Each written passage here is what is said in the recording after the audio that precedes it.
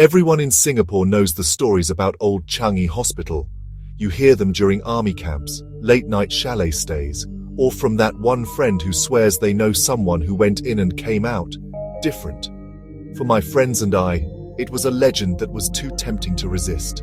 We were young, arrogant, and armed with phone cameras, thinking we were brave. We weren't.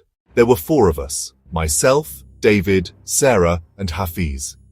We parked our car along the quiet, dark road and made our way through a break in the perimeter fence.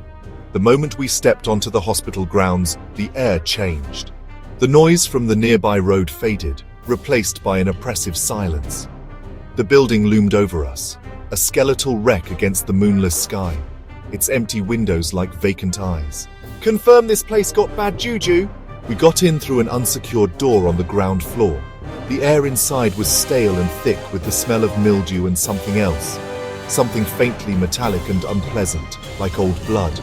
Our torch beams cut through the darkness, revealing peeling paint, overturned gurneys, and corridors that stretched into nothingness. For the first hour, it was just an eerie exploration. We took photos, made nervous jokes, and tried to spook each other. We found the old operating theatre, with its rusted viewing gallery lights still hanging grimly from the ceiling. We felt a collective chill there, but we dismissed it as our imaginations.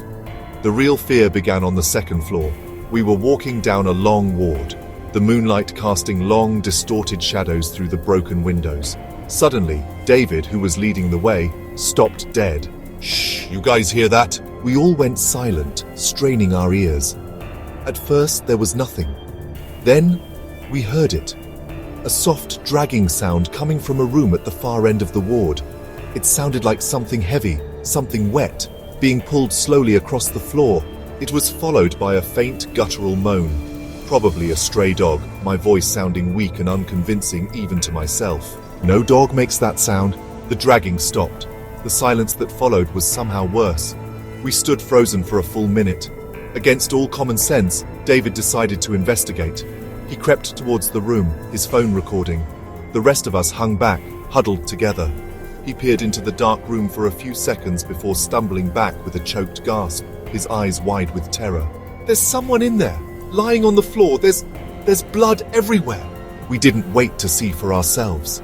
We turned and ran. We sprinted down the corridor, our footsteps echoing manically in the dead air. As we passed a stairwell, a blood-curdling scream erupted from the floor above us, a woman's shriek of pure agony that seemed to vibrate through the very concrete beneath our feet. That's when the chaos truly started.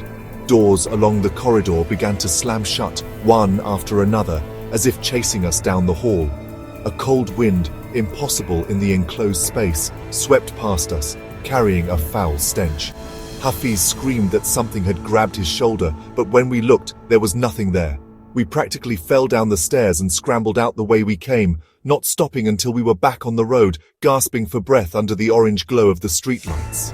We piled into the car, and David sped away, leaving the dark silhouette of the hospital behind us. We never went back. We deleted all the photos and videos from that night. David's footage from the dark room was corrupted, showing nothing but static. But we know what we saw and what we heard. Old Changi Hospital is not just an abandoned building. It's a place of deep sorrow and pain. And whatever is in there, whatever is still suffering within those decaying walls, does not want to be disturbed. It is waiting, in the silence, for the next group of foolish kids to come looking for ghosts.